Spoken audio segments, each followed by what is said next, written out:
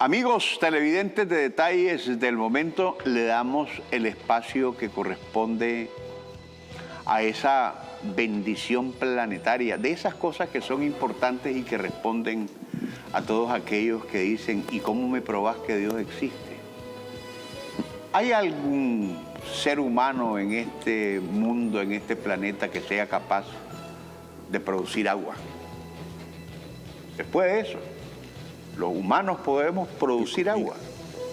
¿No es acaso la naturaleza misma la que nos provee ese vital líquido? Pero nos lo dio el Señor para que, por supuesto, en vida representara lo que representa el factor más determinante para lograr que sigamos existiendo como humanidad. Pero por eso mismo debemos de cuidarlo. Y esa agua de la que hablo es sometida a una gran cantidad de procesos para que podamos, una vez potabilizada, disfrutar de sus inmensos beneficios. Y eso requiere una gran cantidad de inversiones, y en nuestro país, que tenemos la dicha, recuerden que alguien dijo que llegaría el día en que el galón de agua iba a ser más cara que el galón de la gasolina. Y vamos hacia eso. Hay muchos países que están sufriendo porque no tenemos eso que a nosotros nos sobra en cantidades navegables. Pero no por eso significa que vamos a descuidar lo que representa ese vital líquido. Por eso, para hablar del tema, hoy vamos a conversar con el ingeniero Ervin Barreda, presidente ejecutivo de ENACAL. Ya teníamos rato de no estar con él, le damos la más cordial bienvenida. Hermano, bienvenido. Gracias, don Moisés, por esa buena introducción que hace, ¿no? Porque es importante siempre estar reflexionando, ¿no?, alrededor de la importancia que tiene el cuidado del agua, ¿no? Hay muchas experiencias a nivel mundial que las podemos estar viendo a través de los medios, de que ya ahora incluso la discusión no es qué procesos vamos a aplicar para potabilizar el agua. Primero está la gran disyuntiva que de dónde vamos a tomar el agua para aplicarle esos procesos para posteriormente ser suministrada a nuestras familias, ¿no? Entonces creo que siempre es importante estar reflexionando alrededor del tema del agua desde este enfoque, ¿no? Desde cómo la cuidamos, cómo la hacemos rendir más. Y no estamos largos ya cuando uno ve el costo de lo que vale el agua embotellada. No está muy lejos ya, Moisés, del precio de lo que vale un galón de gasolina. Lo que pasa es que uno a veces la compara con el metro cúbico que es facturado a través de ENACAL, en este caso en Nicaragua, que es un precio muy barato. Realmente tenemos un precio de agua potable muy barato,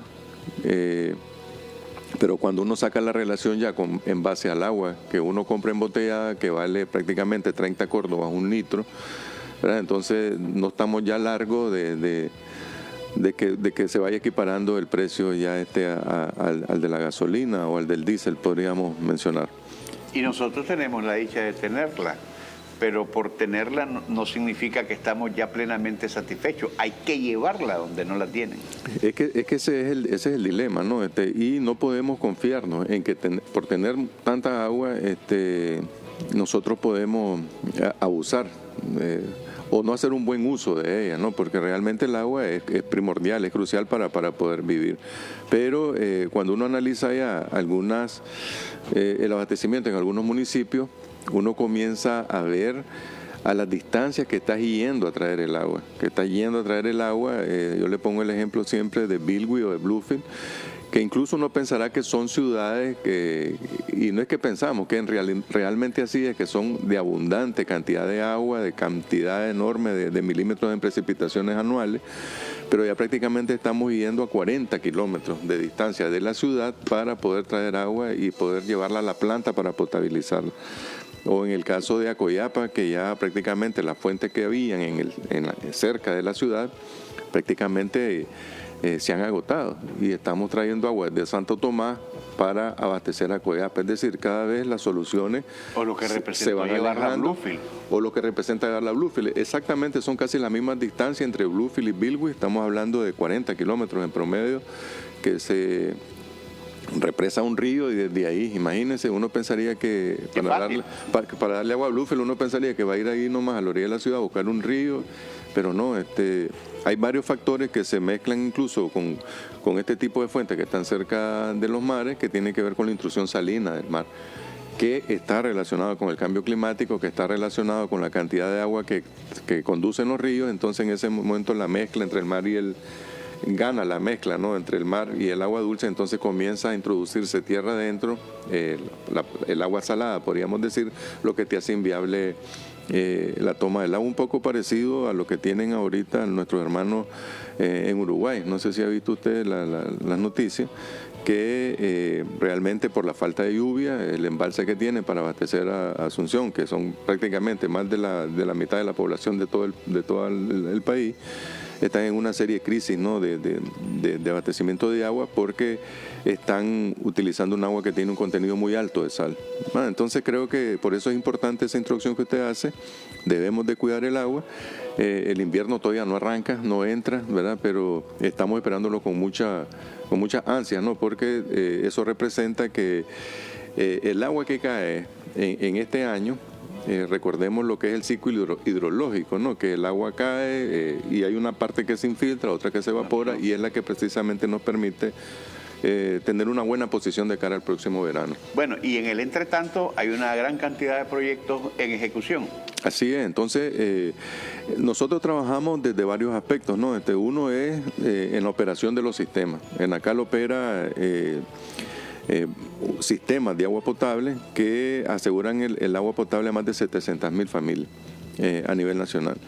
Pero además, esos sistemas, además de operarlos, se van mejorando los sistemas, ¿no? Nuestro gobierno es muy sensible ante el tema del agua potable y del alcantarillado sanitario, y una muestra, un reflejo particular de ese aspecto es cuando uno ve el presupuesto, ¿no? Yo siempre repito esas palabras del compañero Iván Acosta, que él menciona que uno ve que si quieres ver las prioridades de un gobierno, anda a ver el presupuesto. Pues cuando uno ve las prioridades en el ranking, ¿no?, de lo que corresponde al agua potable, uno se da cuenta de que tenemos la dicha, ¿no?, de tener un gobierno que se preocupa por estos temas. Tenemos en los últimos 4 años en promedio más de $100 millones que se invierten en sistemas de agua potable.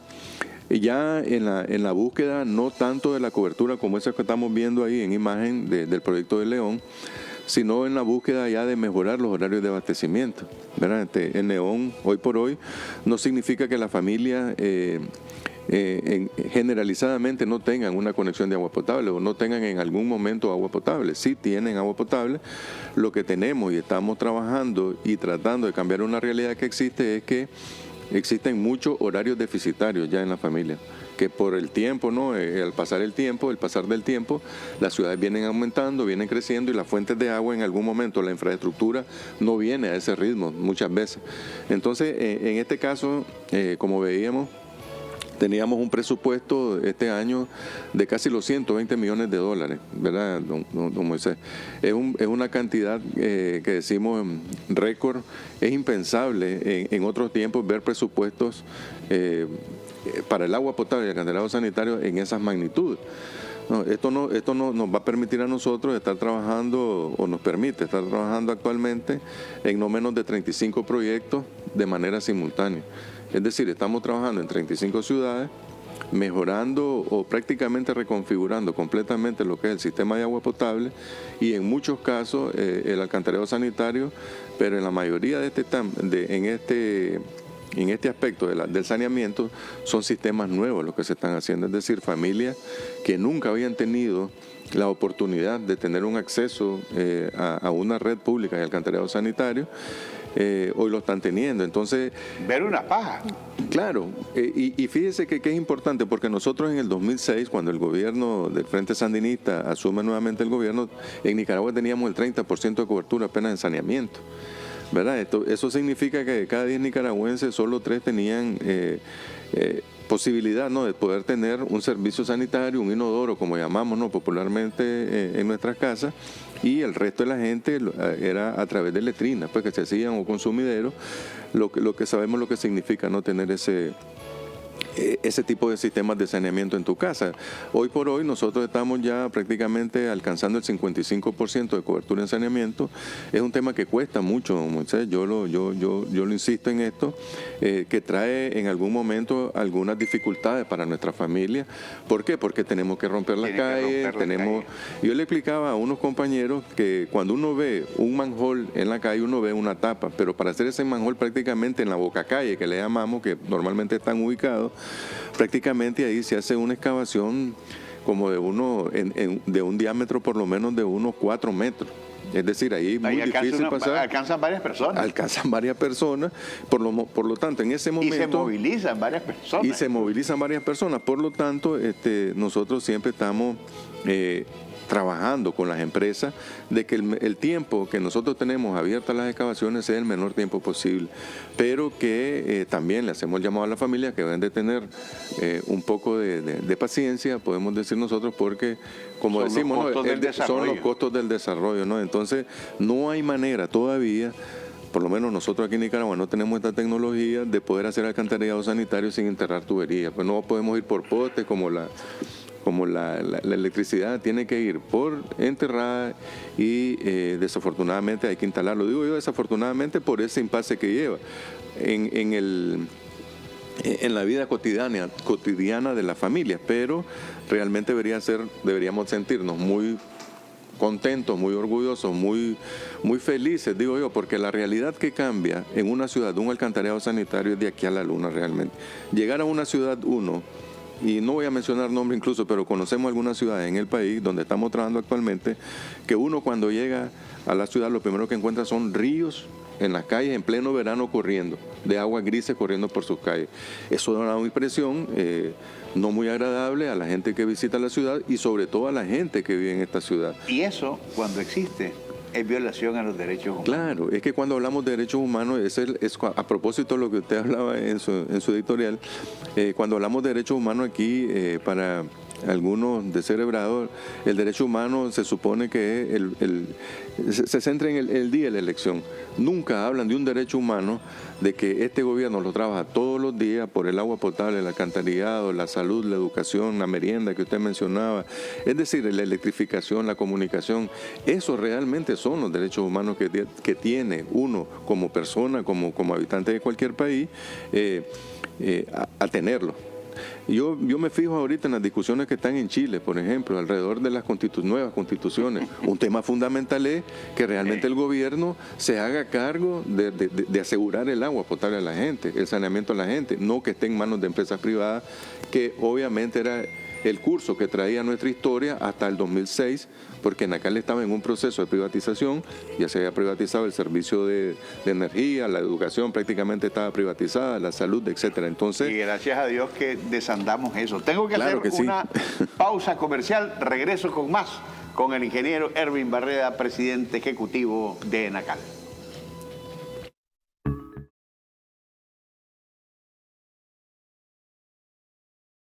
Regresamos, amigos televidentes, con el ingeniero Erwin Barreda, presidente ejecutivo de Enacal. Estamos hablando de aspectos importantes de la institución y sobre todo a estas alturas del juego, los proyectos de ejecución en estos momentos, Erwin.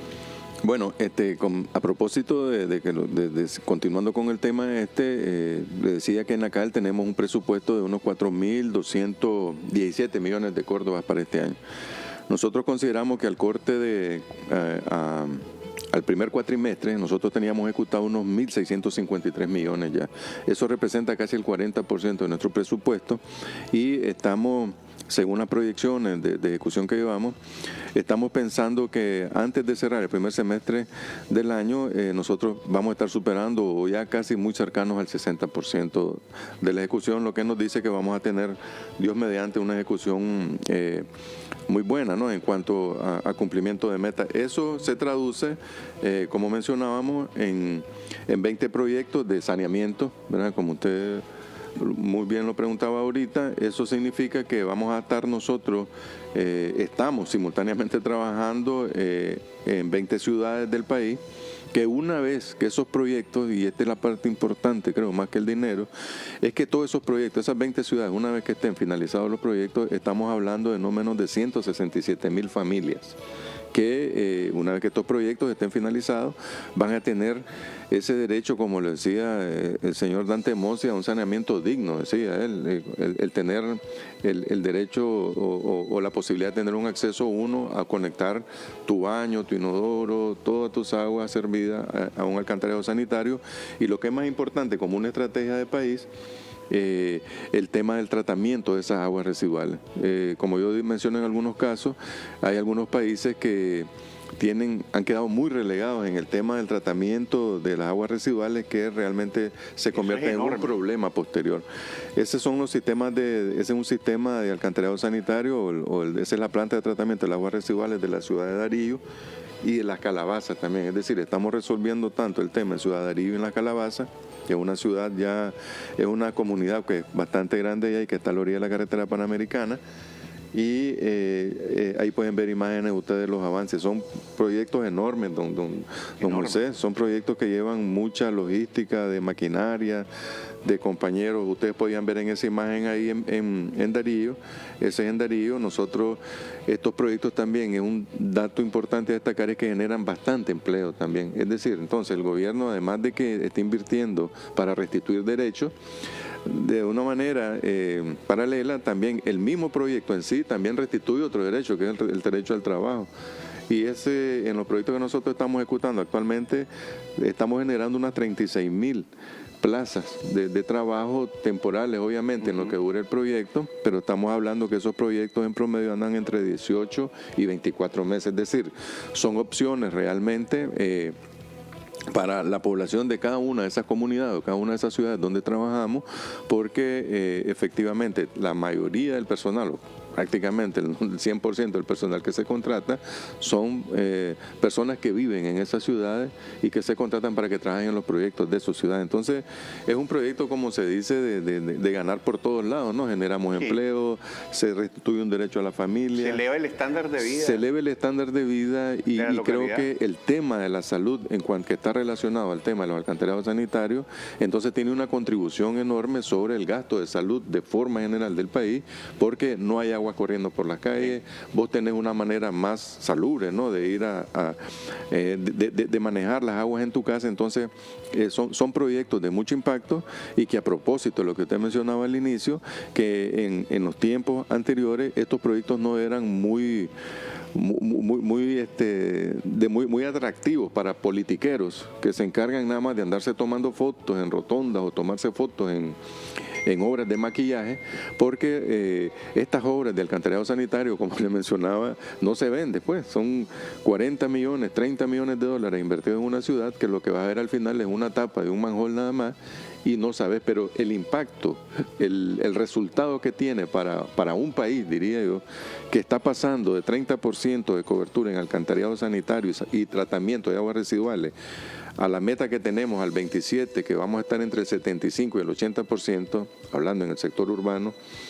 Eso, Moisés, prácticamente van a ser números que nos van a poner en un nivel, en el ranking a nivel centroamericano, realmente de los más avanzados realmente. Ahora, en esta materia. Nosotros estamos esperando como agua de mayo literalmente el invierno, sobre todo por estos fríos que por los que estamos pasando. Sí. Y ustedes tienen en ejecución una gran cantidad de proyectos. ¿Cómo están preparados para eso? Porque el invierno los puede afectar. Sí, siempre durante la ejecución de los proyectos, ya nosotros tenemos alguna experiencia en este sentido. Las empresas que están construyendo también son empresas de mucha fortaleza en este sentido. Los proyectos sufren una baja en su ritmo, ¿verdad? Por eso nosotros estamos bastante optimistas, porque prácticamente antes de que comience el invierno en Los Finos, casi vamos a tener el 60% de nuestro presupuesto ejecutado, que al haber esa baja del ritmo, nosotros vamos poder cumplir al final. Pero además de los proyectos, lo que nos preocupa más en este momento es cómo nos enfocamos y nos preparamos de cara a atender a la familia durante ya el periodo de invierno establecido, que Dios mediante esperamos que sea bueno, a pesar de algunos pronósticos que están por ahí, de cara a tener listos nosotros en stock, por experiencia ya, tener motores, tener bombas, tener todos aquellos equipos que son muy susceptibles, que durante tormentas, durante huracanes, durante este tipo de fenómenos que se dan en esta época, nosotros podamos tener en mano ya, no andar buscando en ese momento corriendo la solución para, una vez que pase los eventos, nosotros poder rápidamente o en el menor tiempo posible restablecer los servicios de agua potable a la familia. Y nos hemos venido fortaleciendo con los mismos proyectos que venimos ejecutando. Hay dos muestras claras, en el Rama y La Esperanza. Nosotros sabemos lo que pasa en el Rama y La Esperanza en los tiempos de invierno.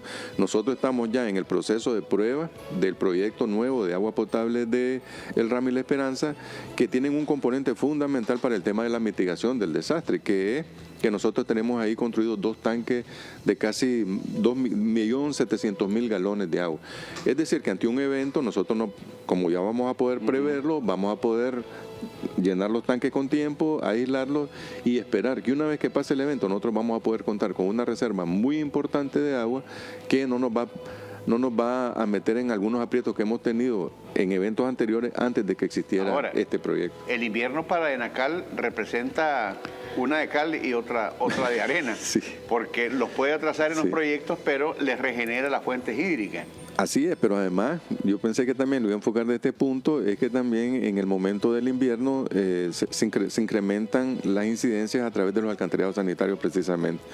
A veces por malas prácticas que tenemos nosotros, pero a veces por efecto natural de la misma lluvia, es que entonces comienza la incidencia de que están los pozos de visita rebasados, porque está mucha gente conectada, sus aguas pluviales las conectan al alcantarillado sanitario, pero bueno, entre eso y lo otro, nosotros preferimos lidiar con esto, pero que sí que llueva, porque como usted lo menciona bien, es lo que recarga la fuente hídrica, es lo que hace que el estrés a que están sometidos los pozos, los ríos, donde estamos bombeando día y noche para abastecer a las familias, en esta época que comienza a llover, ellos se les baja el estrés realmente, como nosotros mismos, ¿no? Entonces, ese estrés hídrico, ellos están estresados, los acuíferos en este momento, y sí, la estamos esperando, como agua en mayo, dice el dicho, que caigan las primeras lluvias, pero bueno, ya estamos casi finalizamos bien adentro de mayo, y no hemos visto todavía que caiga una buena lluvia, pero tenemos fe de que va a caer lo suficiente para recargarlo y que el próximo verano nosotros podamos estar de mejor manera. Pero también estos proyectos que nosotros ejecutamos de alguna medida nos vienen preparando también para incluso prepararnos o estar mejor preparados para casos que los inviernos sean malos. Por eso bien se dice, cuando de una fuente uno saca y no mete, al final busca y no encuentra. Me decía mi papá, no tenemos un barril de real y comenzar todos los días a sacarlo cuando acordás tocar el fondo, me decía. Sí. Erwin, muchísimas gracias por acompañarnos y nos vemos próximamente. Tal vez ahora cuando arranque el invierno hacemos una evaluación más precisa de cómo está el momento. Gracias a usted, amigo televidente, por su atención. Será hasta mañana si Dios así nos lo permite.